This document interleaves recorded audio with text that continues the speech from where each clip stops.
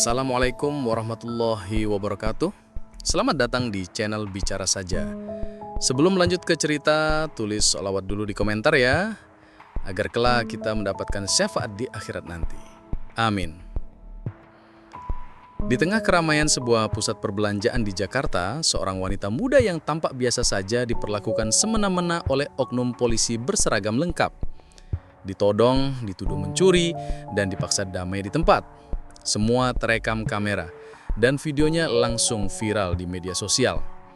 Tapi tak ada yang menyangka, wanita ini bukan korban sembarangan. Dengan satu kalimat, ia membalikan keadaan. Polisi yang tadinya garang, mendadak diam membisu, dan akhirnya menangis ketakutan. Siapa sebenarnya wanita ini? Dan kenapa seluruh institusi kepolisian langsung gempar hanya karena satu insiden kecil di mall? Minggu siang, suasana Mega Square, pusat perbelanjaan terbesar di Jakarta Selatan, dipenuhi pengunjung. Anak-anak berlarian di lorong, para ibu sibuk memilih diskon, dan pasangan muda duduk santai di food court. Di tengah keramaian itu, seorang perempuan muda bernama Adinda Ramadhani berjalan sendirian. Ia mengenakan jaket abu-abu polos, celana jeans, dan sneakers putih. Penampilannya sederhana, bahkan nyaris tak menarik perhatian. Namun langkahnya mantap, seperti seseorang yang tahu apa yang dia cari.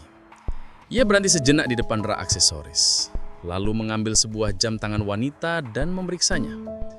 Saat hendak menaruh kembali, tiba-tiba suara keras mengagetkannya. "Hei, kamu! Mau nyolong ya?" Semua kepala menoleh. Seorang pria berseragam polisi menghampiri cepat. Dadanya membusung, topinya dimiringkan, dan mulutnya mengunyah permen karet.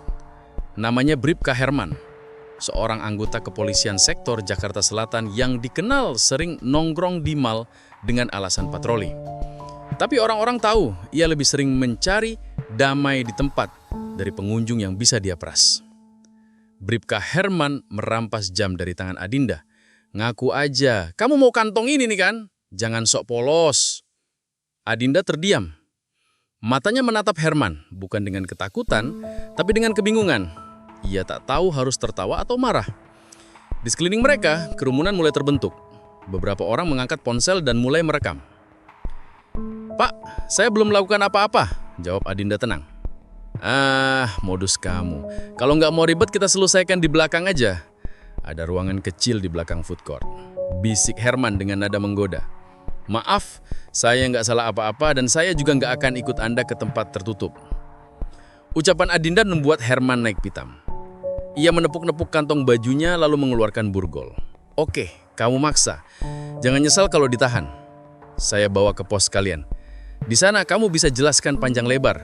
Tapi ingat, saya sudah pegang bukti kalau kamu pegang barang yang belum dibayar." Orang-orang mulai berbisik. Seorang pria paruh badan berdiri tak jauh dan berkomentar lirih. "Kok saya pernah lihat cewek itu ya? Mirip yang pernah di TV." Tapi Herman tak peduli. Gengsinya lebih besar dari logikanya. Dalam pikirannya, cewek ini bakal takut, nyerah, dan akhirnya damai dengan sedikit uang. Tapi Adinda tetap berdiri diam, tak mundur selangkah pun. "Pak, saya minta panggil manajer toko saja. Kalau saya dituduh, saya bersedia buka rekaman CCTV. Jangan main hakim sendiri." Tapi Herman tak menggubris. Ia justru memegang lengan Adinda dan mencoba menariknya. Tangan Adinda refleks menepis, tak kasar, tapi cukup membuat Herman kehilangan muka. "Wah, berani lawan polisi kamu ya?" Nada suaranya meninggi. Namun saat matanya bertemu tatapan Adinda, untuk pertama kalinya ia ragu. Ada sesuatu dari mata wanita itu, dingin, tegas. Seolah bukan mata gadis biasa yang biasa pasrah. "Kamu yakin mau lanjut, Pak?" tanya Adinda pelan. "Apa? Kamu ngancam saya?" gertak Herman, meski suaranya mulai bergetar tipis. Salah satu satpam mal akhirnya datang, bingung harus berpihak siapa. "Ada masalah apa ya, Pak?" tanyanya. Ini perempuan mencurigakan, ketahuan pegang barang belum dibayar. "Saya tangkap dia." "Saya belum lewat kasir, Pak," jawab Adinda sambil menunjukkan nota digital dari aplikasi pembayaran yang sudah siap digunakan. "Kalau saya mau ambil, saya tinggal tap. Sekarang saya sedang memilih."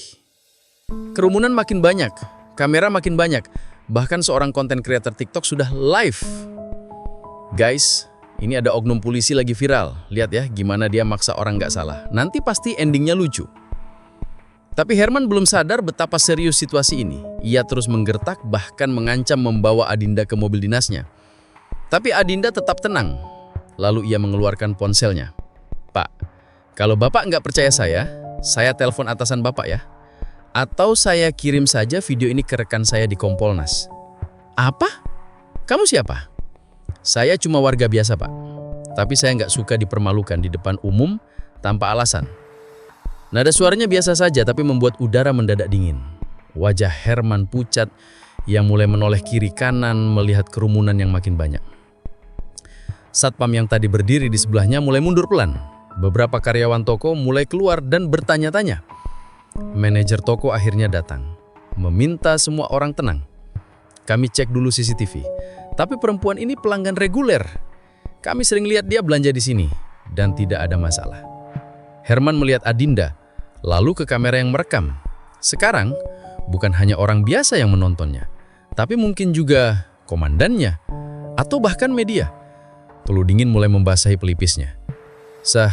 Saya cuma menjalankan tugas," dilahnya pelan. Dengan menuduh tanpa bukti dan menggiring perempuan ke tempat tertutup, itu bukan SOP, Pak. Hening. Kamera masih menyala. TikTok, YouTube, Instagram Reels, semuanya sudah merekam. Saat manajer toko membawa bukti CCTV dan menunjukkannya di tablet, terlihat jelas, Adinda hanya melihat-lihat. Tak ada niat mencuri, apalagi membawa kabur barang. Herman tak bisa berkata apa-apa. Bribka Herman berdiri membeku, tak bisa bergerak, tak bisa lari. Ia tak tahu, dalam waktu 24 jam ke depan, wajah dan namanya akan tersebar di seluruh internet. Dan cewek biasa yang barusan ia palak, baru saja membuka pintu menuju kehancurannya. Bribka Herman duduk diam di kursi kayu tua di ruang kecil pos keamanan Megah Square. Tak seperti biasanya, ia tak banyak bicara. Seragamnya masih lengkap, tapi tak lagi memberi kesan wibawa. Tangannya gemetar. Dari kaca jendela kecil, ia melihat kerumunan di luar mulai bubar. Tapi wajah-wajah yang tadi merekamnya dengan kamera ponsel seolah masih terpatri dalam pikirannya. Ia tahu semuanya sudah terlanjur. Sementara itu, di ruang sebelah, wanita yang tadi hendak ia palak sedang duduk santai dengan segelas botol dan senyum tipis di wajahnya. Adinda Ramadhani. Nama itu baru saja disebut oleh manajer pusat perbelanjaan saat mencocokkan data pelanggan loyal. Namun Herman tidak mendengar nama itu dengan jelas. Ia terlalu sibuk mencoba menenangkan napasnya sendiri. Beberapa satpam mal keluar masuk, membicarakan kejadian tadi. "Lu tahu nggak, katanya dia itu anak orang penting." "Serius? Tapi gayanya biasa banget." "Justru itu bro, kayaknya emang sengaja nggak pengen menonjol." Sementara itu, seorang pria paruh baya, pengunjung mal yang merekam insiden tadi, sedang sibuk menulis caption di TikToknya. "Cewek ini diperas polisi di mall, tapi endingnya bikin merinding. Jangan remehkan orang dari penampilannya." Tak butuh waktu lama, unggahan itu menyebar. Dalam waktu 1 jam sudah 300.000 views, 25.000 likes, dan komentar membanjir. "Woi, itu kayaknya anaknya jenderal pensiunan yang pernah nangani kasus HAM tuh. Gue inget dia, dulu pernah muncul di podcast soal korupsi aparat. Waduh, polisi itu abis sih." Herman yang masih belum tahu seberapa jauh video itu menyebar, akhirnya membuka ponsel. Satu notifikasi masuk dari grup WA internal Polsek. "Bro, lo yang di video ini bukan? Lagi ramai di TikTok." Herman langsung menutup layar. Keringat dingin mulai menetes dari pelipis. Ia mencoba berpikir, siapa sih cewek ini sebenarnya? Kok kayak nggak bukan orang sembarangan? Pikiran itu makin mengganggu saat salah satu satpam mal mendekatinya dan berkata lirih, "Pak Herman, saya baru dapat info dari Pak Aryo, manajer tenan. Katanya cewek itu namanya Adinda Ramadhani." Herman terdiam. Pak Aryo juga bilang, katanya dia tuh anak dari Pak Raditya Ramadhani. Mata Herman membelalak. "Raditya? Pensiunan jenderal yang dulu jadi kepala divisi hukum TNI?" tanya Herman lirih. Satpam itu mengangguk. Tak banyak yang tahu, Adinda Ramadhani memang anak dari Letjen Purna Raditya Ramadhani, mantan Kepala Divisi Hukum TNI dan juga konsultan hukum Komnas HAM. Namun bukan itu yang membuat Adinda disegani. Ia sendiri adalah aktivis hukum dan pengacara muda yang pernah membela korban kriminalisasi oleh aparat. Ia pernah muncul di berbagai media nasional, bahkan tampil di forum internasional tentang penyalahgunaan wewenang oleh aparat di negara berkembang. Namun Adinda memilih hidup sederhana jauh dari sorotan dan lebih banyak membantu orang-orang kecil. Keterlibatannya dalam kasus besar seperti korupsi proyek fiktif di Kalimantan dan kriminalisasi jurnalis di Papua membuat namanya cukup dikenal di kalangan pejabat tinggi. Tapi karena penampilannya yang kalem dan gaya hidupnya yang low profile, banyak orang, termasuk Bribka Herman, meremehkannya. Dan hari ini, Herman baru saja memijak ranjau hidup. Sore itu, video Adinda dan Bribka Herman sudah masuk ke berbagai akun media online. Judul-judul clickbait bermunculan. Cewek diperas oknum polisi di mall, ternyata anak tokoh besar Indonesia. Polisi ini palak orang yang salah, sekarang diburu propam. Bahkan salah satu jurnalis hukum dari media besar meretweet video itu dan menulis, "Saya pernah wawancara Mbak Adinda. Ia bukan tipe orang yang suka lapor, tapi kalau sudah gerak, satu institusi bisa terguncang." Adinda duduk di kursi dengan ponselnya. Ia sedang berngobrol lewat chat, sesekali tersenyum. Seorang staf mal menghampiri dan menawarkan permintaan maaf resmi dari pihak keamanan. "Maafkan kami Mbak Adinda, kami juga kecolongan. Kami tak tahu kalau..." "Nggak apa-apa Mas," jawab Adinda. "Yang penting prosedur diperbaiki. Saya nggak mau ada orang lain mengalami hal yang sama hanya karena mereka nggak dikenal." Beberapa petugas dari Propam Polres Jassel datang malam itu juga. Mereka meminta keterangan singkat dari Adinda. Tapi Adinda tidak membuat laporan resmi. "Saya nggak ingin masalah pribadi jadi bahan konsumsi politik." Namun internet sudah terlanjur geger. Video itu menjadi bukti konkret dan laporan publik sudah membanjiri kantor Propam. Mau tidak mau, Propam harus bergerak. Di ruang kerjanya yang sepi, Herman akhirnya mengakui bahwa ia panik. Tapi bukan karena viralnya video itu. Ia panik karena baru sadar siapa yang sedang ia hadapi. Bukan hanya Adinda, tapi sistem yang selama ini ia permainkan kini balik menyerangnya. Ia memandangi seragamnya. Dulu ia bangga mengenakannya, tapi kini terasa berat. Terasa seperti pakaian yang bukan lagi miliknya. Herman berpikir keras sepanjang malam. Ia mencoba menyusun alibi, mencari pembelaan. Tapi tak ada yang bisa membalikan kenyataan. Ia telah mencoba memeras seorang wanita yang ternyata punya kekuatan lebih dari sekedar koneksi. Ia punya moral, keberanian, dan rekam jejak bersih. Dan video itu baru awal dari kehancurannya. Di salah satu ruang gelap di rumah kontrakan di pinggiran Jakarta Timur, Bribka Herman menyalakan rokok kelimanya. Asap mengepul di ruangan pengap, diiringi suara notifikasi yang tak henti-hentinya berdenting dari ponselnya. "Ting, bro, nama lu masuk akun gosip. Gila, udah 1 juta views. Ting, bos besar udah lihat video itu. Besok lo dipanggil sama Kapolsek." Wajahnya pucat. Tangan yang biasa ia gunakan untuk menggertak orang, kini gemetar saat menggenggam ponsel. Dalam kepanikan, ia membuka TikTok. Video yang merekam dirinya tengah memaksa Adinda di Mega Square sudah ditonton lebih dari 4,7 juta kali. Komentar terus berdatangan. "Nah loh, salah orang. Main jadi aparat gaya preman, ketemu cewek biasa langsung nyungsep. Kepolisian kapan bersih dari model begini?" Herman menutup layar dan menenggak air dingin dari botol plastik. Tapi dinginnya tak bisa menenangkan dadanya yang bergemuruh. Di salah satu ruang gelap di rumah kontrakan di pinggiran Jakarta Timur, Bribka Herman menyalakan rokok kelimanya. Asap mengepung di ruangan pengap, diiringi suara notifikasi yang tak henti-hentinya berdenting dari ponselnya. "Ping, bro, nama lo masuk akun gosip. Gila, udah 1 juta views.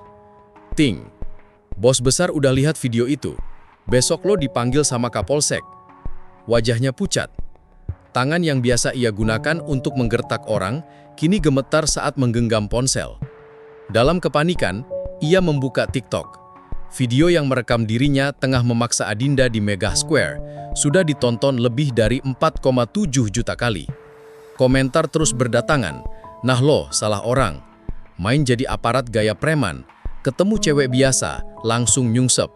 Kepolisian kapan bersih dari model begini?" Herman menutup layar dan menenggak air dingin dari botol plastik. Tapi dinginnya tak bisa menenangkan dadanya yang bergemuruh. Adinda Ramadhani tengah duduk di balkon apartemannya, menyesap teh hangat. Ia baru saja menyelesaikan panggilan Zoom dengan timnya di Lembaga Bantuan Hukum Larasati, tempat ia menjadi penasihat hukum. Di layar laptop, pesan masuk dari rekan kerjanya. "Din, kasus lo viral, tapi lo elegan banget nanggepinnya. Lo nggak akan bikin laporan resmi?" "Belum. Aku mau lihat sampai sejauh mana institusi mereka bergerak tanpa tekanan hukum dari luar," jawab Adinda. Ia tahu permainan ini. Dalam dunia hukum dan birokrasi, siapa yang melangkah duluan, kadang justru ditarik mundur oleh sistem. Ia ingin melihat apakah Propam bergerak karena hati nurani atau karena tekanan viral. Malam itu, nama Adinda Ramadhani masuk jajaran trending topik Twitter Indonesia. Bukan hanya karena videonya, tapi karena banyak orang mulai menggali siapa sebenarnya wanita berjaket abu-abu yang tetap tenang saat ditekan oknum polisi. Seorang jurnalis hukum senior menulis thread, "Siapa Adinda Ramadhani?" 1. Banyak yang mengira dia hanya anak jenderal, padahal dia lebih dari itu. 2. Lulusan hukum UI, aktif di ICJR, pernah menangani 11 kasus kriminalisasi rakyat kecil. 3. Pernah jadi narasumber PBB soal penyalahgunaan kekuasaan aparat. 4. Punya rekam jejak bersih dan berani. Dan sekarang, dia hanya butuh satu tatapan untuk membuat satu institusi gemetar. Senin pagi, di ruang Kapolsek, AKBP Sugeng Prawoto berdiri di depan layar TV yang menayangkan cuplikan video insiden Megah Square. "Ini udah bukan masalah pribadi, ini masalah nama institusi," katanya dingin kepada bawahannya. Bribka Herman dipanggil pagi itu juga. Ia datang dengan kepala tertunduk, wajah kusut dan mata bengkak. "Tahu kamu siapa perempuan itu?" tanya Kapolsek. "Baru tahu malam, Pak." "Kamu tahu dia sudah jadi pengacara yang bikin 2 prawira Polri dipecat tahun lalu?" Herman mengangguk pelan. Ia sudah tak punya alasan, tak ada dalih. Semua rekaman sudah terverifikasi. CCTV mall, video warga, bahkan pernyataan manajer toko, semua mendukung satu fakta. Ia mencoba memalak seseorang yang tak bersalah, dan lebih buruknya lagi, orang yang sangat berpengaruh. "Mulai hari ini kamu dinonaktifkan dari lapangan. Propam akan ambil alih," ujar Kapolsek singkat. Di tempat terpisah, seorang pejabat tinggi di Divisi Profesi dan Pengamanan, Propam, menerima telepon langsung dari kantor Mabes. Nada suara di ujung sana berat dan serius. "Bereskan kasus ini cepat. Jangan ada kompromi. Kita tak butuh oknum macam itu mempermalukan institusi. Instruksi jelas, tekanan publik sudah cukup kuat. Sekarang saatnya bersih-bersih." Mereka tahu Adinda tak perlu mengadukan secara resmi. Fakta sudah bicara. Dan diamnya Adinda justru membuat tekanan moral makin berat. Media nasional mulai mengangkat berita dengan berbagai sudut pandang. Adinda Ramadhani, pengacara HAM yang kini jadi korban arogansi oknum polisi. Viral, polisi diduga memalak anak jenderal. Propam bergerak cepat. Kasus Megah Square, awal dari bersih-bersih atau sekedar pencitraan. Beberapa stasiun televisi bahkan mengundang Adinda untuk hadir dalam program prime time. Tapi ia menolak semua undangan itu. "Saya tidak sedang mengejar panggung," katanya kepada seorang jurnalis. "Saya hanya mau menyampaikan pesan, jangan pernah anggap enteng warga sipil. Hukum milik semua orang, bukan milik mereka yang berseragam." Dan tanpa satupun pernyataan resmi, Adinda sudah membangunkan kesadaran publik. Banyak mantan korban oknum polisi mulai angkat bicara. Di media sosial, tagar "bukan korban biasa" dan tagar "lawan oknum" mulai viral. Mahasiswa hukum membuat petisi, "Copot Bribka Herman, bersihkan kepolisian dari oknum." Dalam 2 hari, lebih dari 100.000 tanda tangan terkumpul. Duduk di ruang pemeriksaan internal, Herman tak lagi berbicara lantang. Dia hanya menjawab pelan, bahkan beberapa kali terdiam saat ditanya soal prosedur. Ia menyadari karirnya mungkin sudah tamat. Tapi yang lebih mengerikan baginya, ia kini jadi simbol kebobrokan dan tak ada yang mau membela simbol seperti itu. Satu video, satu kejadian, satu kesalahan kecil bisa merobohkan sistem yang dibangun dari arogansi bertahun-tahun. Dan wanita yang tampak biasa saja itu, dia tak perlu melapor, tak perlu marah, tak perlu mengancam. Diamnya sudah cukup membuat satu institusi gelisah. Senin malam, pukul 22 WIB. Sebuah ruangan kerja pribadi yang remang dengan lampu meja menyala lembut menjadi saksi bisu bagi satu keputusan besar yang akan mengguncang banyak pihak. Di depan layar laptopnya, Adinda Ramadhani menatap diam potongan video pendek yang viral. Dirinya saat ditarik paksa oleh Bribka Herman di Mega Square. Wajahnya tak marah, tapi juga tidak tenang. Ia tampak memikirkan sesuatu yang lebih besar. Sesuatu yang tidak hanya tentang dirinya, tapi tentang ribuan orang yang pernah diperlakukan tidak adil oleh kekuasaan yang seharusnya melindungi. Nama Adinda Ramadhani bukan asing di kalangan aktivis hukum, tapi memang ia bukan tipikal pejuang HAM yang tampil berapi-api di media. Adinda lebih memilih jalur diam, presisi, dan mematikan. Ia pernah menjatuhkan 2 pejabat tinggi polisi dalam kasus penahanan ilegal atas anak di bawah umur. Ia juga menjadi kuasa hukum bagi seorang guru SD di Papua yang dikriminalisasi karena menolak proyek tambang. Lahir dari keluarga militer, Adinda bukan dididik untuk tunduk, tapi untuk berpikir. Ayahnya, Legend Purna, Raditya Ramadhani, mantan kepala divisi hukum TNI yang juga penasihat hukum internasional di ASEAN, pernah mengatakan, di negeri ini, seragam bisa membuatmu ditakuti, tapi hanya kebenaran yang akan membuatmu dihormati. Dan Adinda mengingat itu baik-baik. Adinda bukan hanya pengacara, ia adalah pendiri Yayasan Darurat Keadilan, sebuah organisasi yang mendanai dan membela masyarakat kecil yang dikriminalisasi aparat. Rekam jejak yayasan ini membuat banyak oknum aparat waspada. Bahkan, tahun lalu, saat membongkar dugaan penyiksaan terhadap tahanan politik di Jawa Barat, Adinda mendapat ancaman pembunuhan. Tapi ia tak pernah bicara soal itu ke media.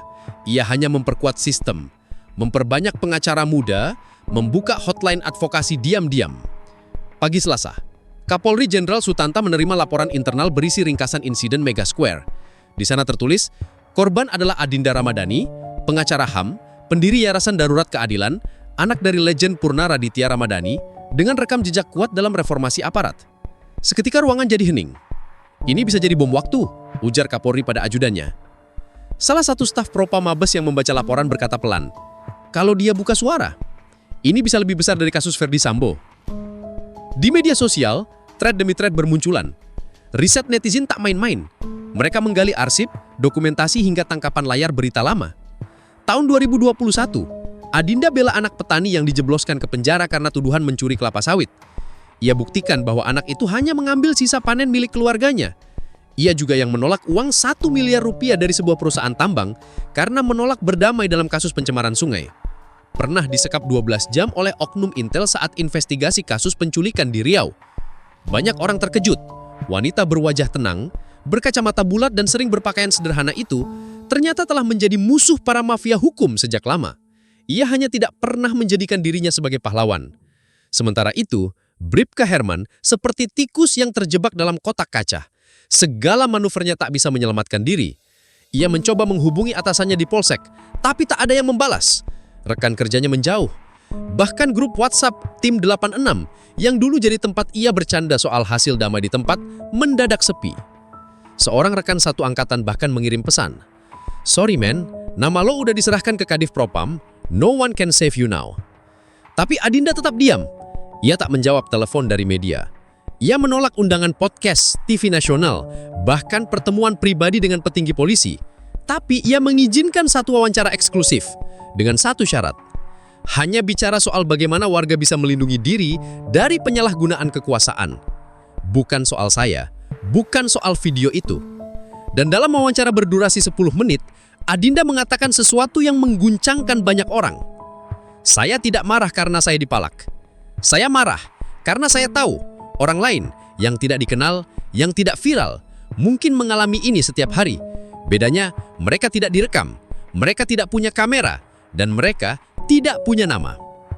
Kalimat itu jadi kutipan viral. Propam Mabes mulai melakukan penyisiran terhadap seluruh laporan pemerasan oleh oknum polisi di pusat perbelanjaan. Bukan hanya Bribka Herman, tapi beberapa nama mulai diperiksa. Kapolri mengeluarkan pernyataan, tidak ada toleransi bagi siapapun yang menyalahgunakan seragam sebagai alat menakuti warga. Namun publik tahu, itu bukan karena kesadaran tiba-tiba, tapi karena tekanan dari seorang wanita yang memilih diam, tapi berdiri kokoh seperti paku bumi. Gerakan sipil mulai terbentuk. Mahasiswa hukum menggalang edukasi SOP interaksi warga dengan aparat, komunitas digital membuat aplikasi pelaporan cepat, Yayasan Darurat Keadilan menerima ratusan laporan serupa dalam waktu 3 hari. Dan di pusat semua pergerakan itu, Adinda tetap berjalan seperti biasa. Ia tak mengumbar diri, tak menuntut apapun dari polisi, tapi ia tahu dunia sedang menatap. Cewek biasa itu kini bukan hanya korban, ia jadi simbol. Simbol dari ribuan warga biasa yang pernah merasa tak berdaya, yang ditindas oleh kekuasaan berseragam. Dan hari ini, satu wajah membuat kita semua sadar. Tak ada warga yang terlalu kecil untuk melawan ketidakadilan. Rabu pagi, ruang divisi Propam Polres Jakarta Selatan dipenuhi aroma kopi dan ketegangan. Bribka Herman duduk di kursi pemeriksaan dengan punggung kaku dan wajah pucat. Kemeja putih yang ia kenakan sudah setengah kusut, dasi digulung di saku celana dan nafasnya tak beraturan. Di hadapannya, 2 petugas Propam duduk tenang. Mereka sudah mengantongi rekaman video, CCTV, bukti laporan saksi mata, serta data internal riwayat Bribka Herman selama bertugas. Tidak ada suara, hanya suara detik dari jam dinding yang berdetak seperti palu godam bagi Herman. Sebelum kita mulai, apakah saudara Herman mengetahui siapa korban dalam kejadian Mega Square itu? Tanya penyidik. Herman mengangguk lemah. Adinda Ramadhani. Lalu kenapa Anda tetap memaksakan membawa dia ke ruang tertutup dan menuduh mencuri? Saya khilaf, Pak. Kata itu, khilaf akhirnya keluar. Tapi penyidik tidak tersenyum, tak ada toleransi. Wajah mereka tetap datar, seolah kata itu hanyalah suara kosong yang sudah terlalu sering didengar. Bertahun-tahun, Bribka Herman dikenal sebagai polisi lapangan yang gesit oleh sebagian rekan. Tapi bagi banyak warga sekitar, ia adalah simbol pemerasan dan intimidasi berseragam. Dalam penyelidikan Propam, ditemukan data mengejutkan. 14 laporan informal dari warga terkait pungutan liar, semua ditutup tanpa tindak lanjut. 3 laporan internal soal penyalahgunaan wewenang, 2 dicabut karena tekanan. Pernah mengintimidasi petugas toko elektronik yang menolak jatah bulanan. Menjalin kedekatan mencurigakan dengan preman parkir liar di beberapa pusat perbelanjaan. Semua ini tidak pernah naik ke permukaan, sampai sekarang. Di media sosial, tagger #copot Bribka Herman trending selama 3 hari berturut-turut. Sebuah akun Instagram besar membuat konten investigasi mini lengkap dengan narasi dramatis. Bribka Herman, si polisi pemalak mal, bukan pemain baru, jejaknya panjang dan penuh noda. Komentar-komentar dari warganet makin pedas. Dia pikir seragam itu tameng kekebalan hukum. Baru ketemu Adinda aja udah langsung gemeter. Kebayang kalau dia beneran dilaporin ke PBB. Kalau nggak viral, mungkin si cewek itu udah dibungkam. Bahkan mantan korban pun mulai muncul. Seorang ibu bernama Buati, pedagang kaki 5, mengunggah video pengakuan. Dulu saya pernah ditarik Pak Herman, dituduh gelandangan, diminta uang lapangan kalau nggak mau digusur. Tapi saya takut, nggak berani ngomong. Kini, suara seperti Buati mulai terdengar. Kapolsek Jaksel, AKBP Sugeng Prawoto, merasa situasi ini tak bisa lagi ditutup dengan pernyataan oknum. Ia harus bertindak, maka ia mengadakan konferensi pers terbuka. Kami menyampaikan permohonan maaf atas tindakan anggota kami, Bribka Herman, yang menyalahgunakan wewenangnya. Saat ini, yang bersangkutan sedang diperiksa intensif oleh Divisi Propam. Kami pastikan akan menindak sesuai hukum yang berlaku. Tapi publik tak puas. Permintaan maaf saja tidak cukup, tulis salah satu kolumnis.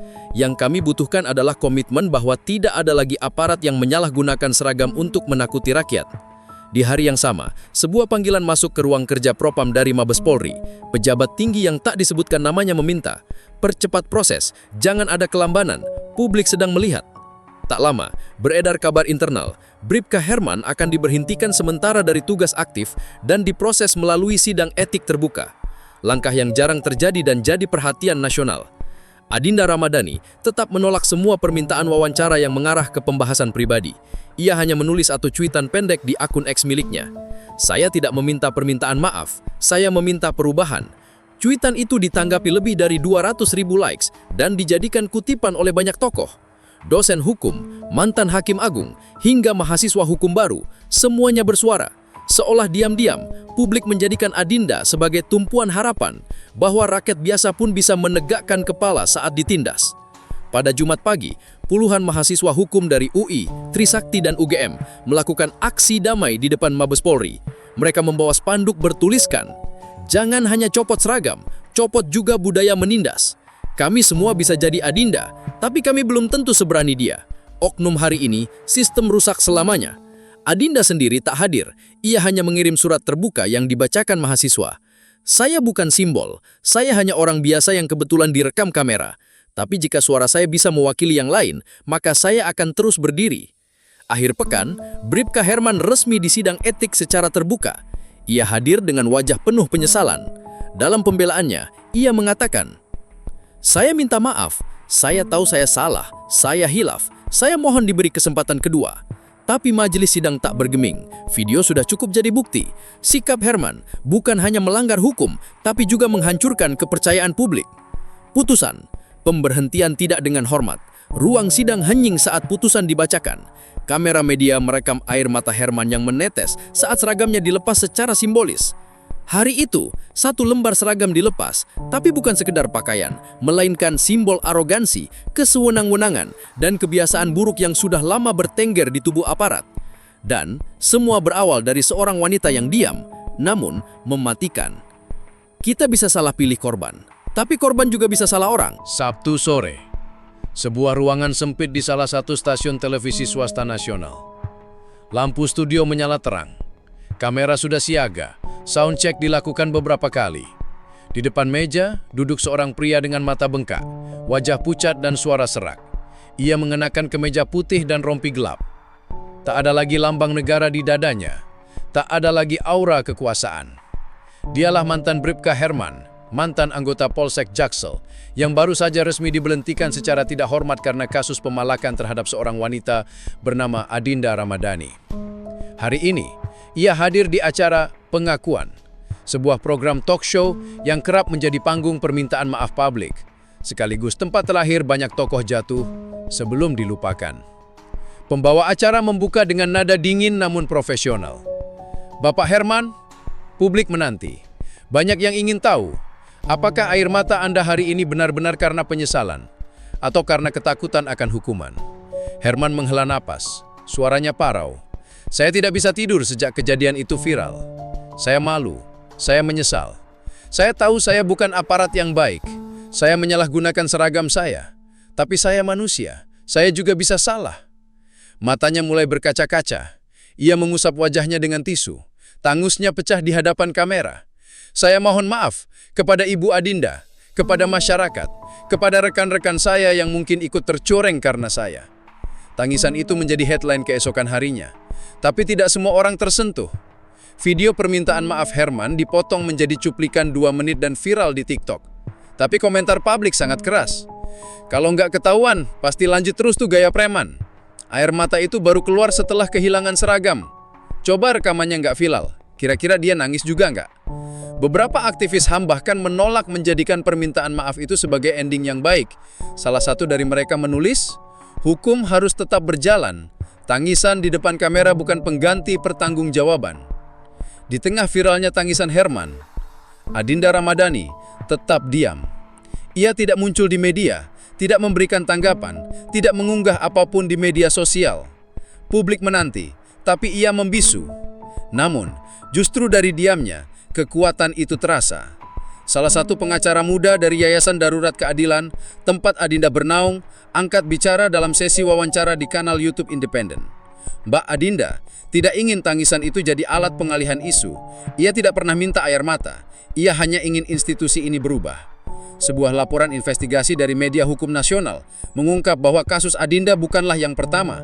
Dalam arsip internal Propam yang bocor ke publik, disebutkan bahwa Herman pernah memeras supir travel sebesar Rp500.000 di kawasan Blok M dengan dalih razia acak, mengintimidasi anak pang di bawah umur, meminta uang dan merampas ponsel, menyuruh preman mengatur parkir liar dan mengambil bagian dari setoran mereka.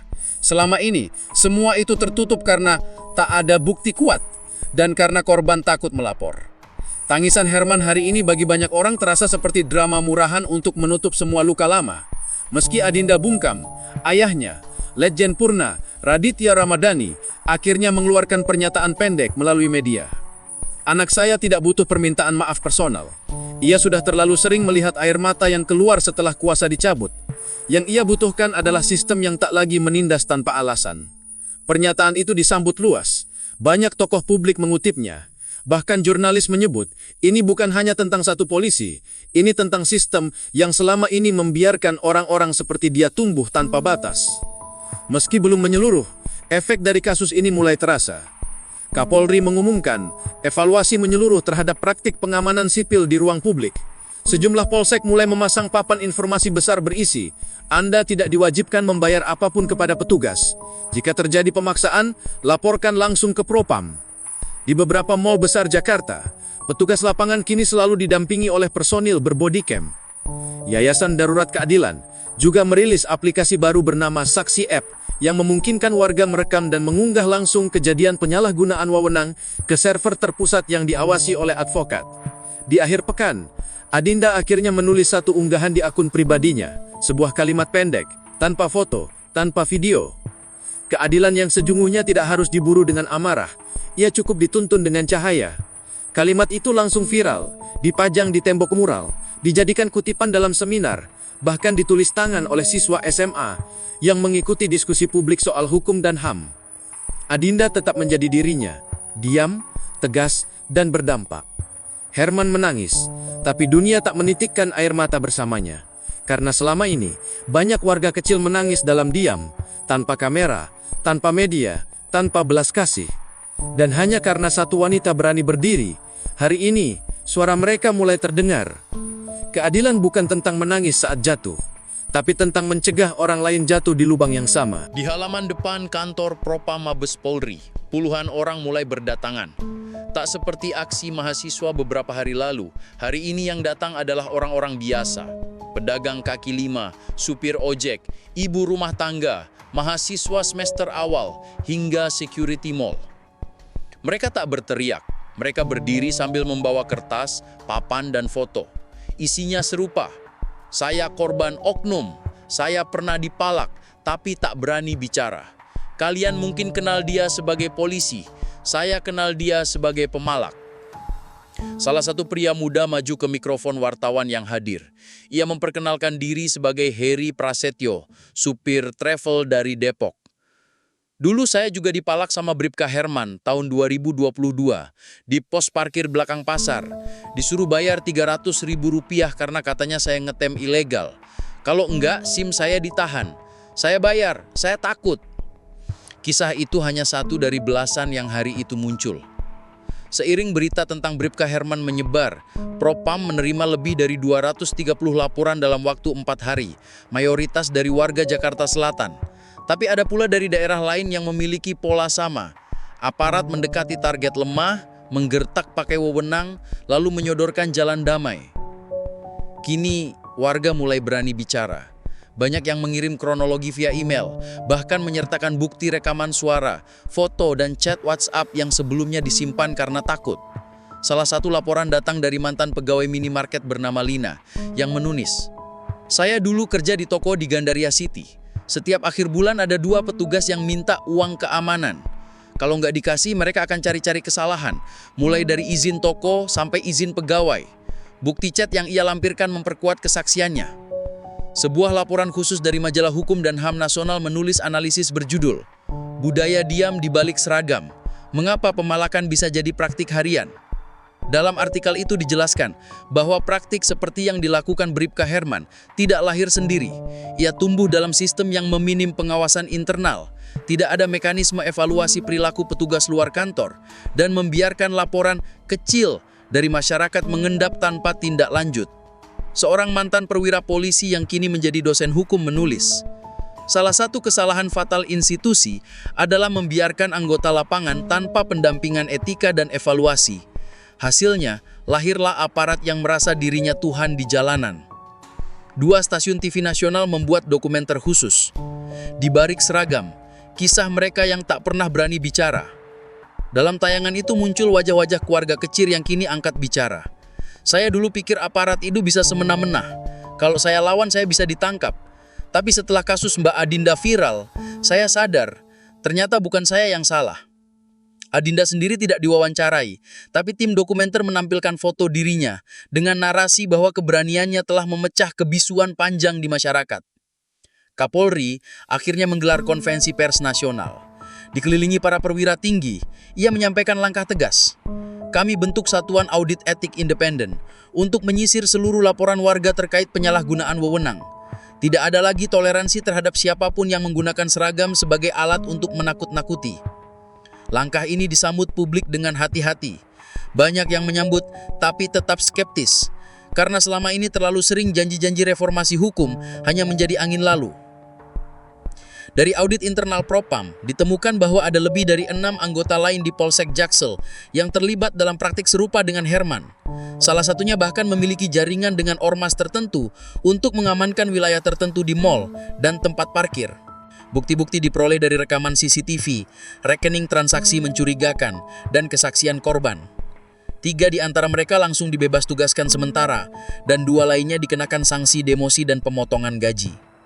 Di Forum Nasional Advokasi Publik yang digelar di Universitas Indonesia, Adinda Ramadhani akhirnya tampil, bukan sebagai korban, tapi sebagai pembicara kunci.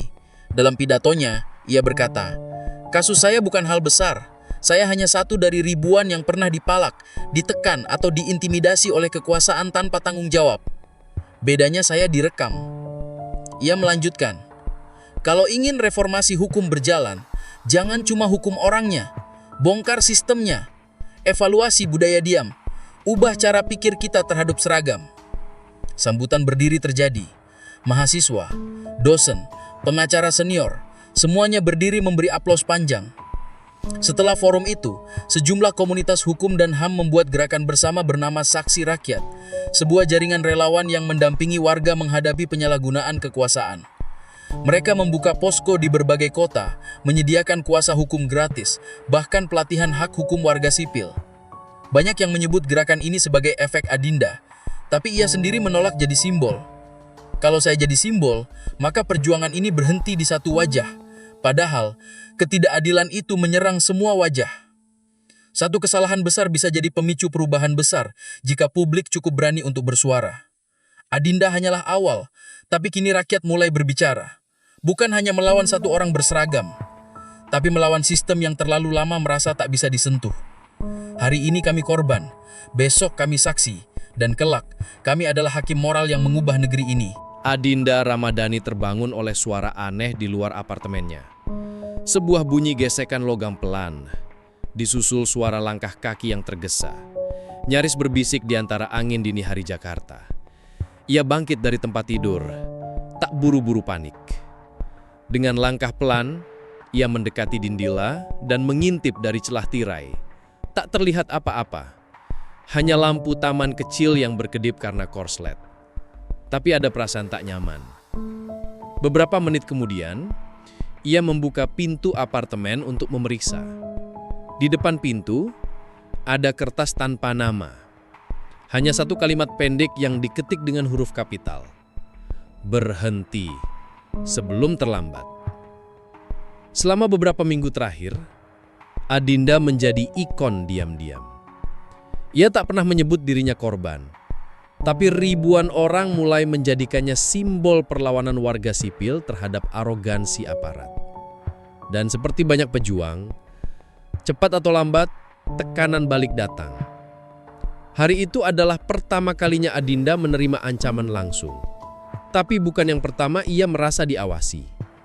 Beberapa hari sebelumnya, ia sempat menyadari bahwa motor yang sama tampak parkir di depan rumahnya selama 3 malam berturut-turut. Akun email yayasannya mengalami percobaan peretasan. Salah satu rekan pengacaranya mendapat pesan anonim, "Jangan ikut campur urusan Adinda. Kamu bisa jadi berikutnya." Malam itu juga Adinda menghubungi 2 rekannya dari yayasan. Mereka sepakat, semua harus tetap tenang, tapi meningkatkan keamanan. Bodycam pribadi dipasang, akses pintu apartemen dipasangi kamera kecil internal. Dan Adinda mulai dikawal secara diam-diam oleh 2 pengacara muda setiap kali ia pergi ke forum atau kampus. Tapi ia menolak perlindungan polisi. "Bukan saya tak percaya aparat," katanya. "Saya hanya tak percaya siapa yang kirim pesan ini. Bisa siapa saja, termasuk yang berseragam." Letjen Purnawirawan Raditya Ramadhani, ayah Adinda, langsung bergerak setelah mendengar insiden ini. Meskipun sudah pensiun dari militer, pengaruhnya tetap besar. Ia menghubungi rekan-rekan lamanya, termasuk pejabat BIN, dan mengajukan permintaan investigasi informal. Kalau ini hanya gertakan, kita anggap sebagai gangguan kecil. Tapi, kalau ini pola, maka harus kita potong akarnya. Dalam waktu 2 hari, pihak Intel berhasil mengendus dugaan keterlibatan kelompok X oknum aparat yang terusik oleh efek viral kasus Adinda. Nama-nama lama yang pernah diberi sanksi karena investigasi Yayasan Adinda, kini ternyata aktif kembali dalam jaringan pengaruh gelap. Pada Jumat malam, mobil milik salah satu pengacara yayasan ditemukan dengan kaca depan pecah dan bekas coretan cat semprot merah bertuliskan "Tahu Diri". Polisi lokal yang menangani kasus itu menyimpulkan bahwa pelakunya kemungkinan anak muda iseng. Tapi rekaman CCTV sekitar menunjukkan 2 pria bertopi dan bermasker, bergerak profesional dan hanya butuh waktu kurang dari 90 detik untuk melakukannya. Adinda akhirnya menggelar rapat darurat. Kalau mereka mulai menyerang, artinya kita menyentuh sesuatu yang mereka ingin tutupi. Kita tidak mundur, tapi kita akan bertindak lebih hati-hati dan lebih sistematis. Alih-alih menyuarakan ancaman yang ia terima ke publik, Adinda justru menyusun laporan resmi ke Komnas HAM. Tapi tidak hanya soal dirinya. Laporan itu berjudul "Kekuasaan yang Mengancam, Pola Ancaman Terhadap Aktivis dan Pembela Hukum Rakyat". Isinya mencakup bukti pola teror terhadap aktivis, hubungan antara ex-oknum aparat dengan kelompok preman sipil, daftar 14 pengacara dan paralegal yang pernah diteror selama 3 tahun terakhir. Adinda tahu, laporan ini akan membuatnya makin jadi sasaran. Tapi ia juga tahu, menyimpan data sama saja membiarkan teror menang. Sebuah kanal investigasi independen bernama Titik Gelap merilis laporan khusus. Teror setelah viral. Siapa yang takut Adinda? Video berdurasi 38 menit itu menjabarkan kronologi tekanan yang muncul setelah kasus Bribka Herman. Di akhir video, ada kesimpulan tajam. Mungkin kita salah fokus selama ini. Ini bukan hanya soal pemalakan, ini soal sistem dalam bayangan. Orang-orang yang tak terlihat, tapi ikut mengendalikan rasa takut di jalanan. Publik mulai melihat bahwa masalah ini bukan sekedar soal individu. Ada kekuatan gelap di balik wajah-wajah berseragam. Pada Minggu malam, kejadian memuncak. Seorang petugas keamanan apartemen menemukan amplop besar di meja lobi, tanpa nama pengirim, tanpa stempel resmi. Di dalamnya, foto Adinda saat berada di kafe, di pasar, bahkan di parkiran kantor. Dan secari kertas bertuliskan, "Kalau kamu pikir ini hanya soal hukum, kamu tidak tahu permainan ini." Dalam rapat internal ia bertekad tegas, "Kalau mereka mengancam karena saya bicara, maka saya akan bicara lebih keras. Kalau mereka menginginkan saya diam, maka saya akan ajak lebih banyak orang untuk bersuara. Kalau mereka pikir saya sendiri, maka kita buktikan saya tidak sendirian." Yayasan Darurat Keadilan mengumumkan akan membuka hotline nasional perlindungan aktivis. Dan Adinda Kini, dijadwalkan menjadi pembicara utama di Forum Regional ASEAN tentang penyalahgunaan kekuasaan terhadap masyarakat sipil. Teror datang diam-diam, tapi cahaya tetap mencari celah untuk masuk. Adinda tahu, apa yang ia hadapi bukan hanya kebusukan satu orang berseragam, tapi sistem yang merasa tak bisa disentuh, dan justru karena itu, ia tidak akan berhenti. Kita bukan takut karena ancaman. Kita takut kalau tak lagi punya keberanian untuk melawan.